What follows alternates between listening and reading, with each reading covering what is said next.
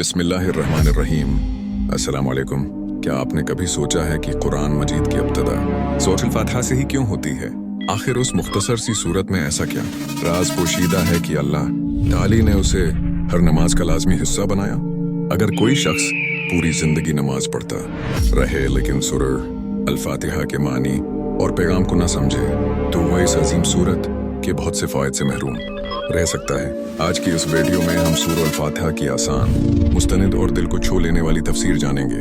हम कोशिश करेंगे कि हर आयत को कुरान और मोतबर तफासीर की रोशनी में समझें, ताकि जब आप अगली मर्तबा नमाज में सूरह अल-फातिहा पढ़ें तो हर लफ्ज़ आपके दिल पर असर करे। सूरह अल-फातिहा कुरान मजीद की पहली सूरत है। इसमें सिर्फ 7 आयात हैं, लेकिन इन 7 आयात में अल्लाह ताली ने बंदे और अपने रब के ताल्लुक, तौहीद, इबादत, ता और हदायत का पूरा खुलासा बयान फरमा दिया है। इसी वजह से सूरह अल-फातिहा को उम्मुल कुरान यानी कुरान की बुनियाद भी कहा जाता है। रसूलुल्लाह ने उस सूरत की बहुत फजीलत बयान फरमाई है और नमाज में उसकी अहमियत भी वाज़ेह फरमाई।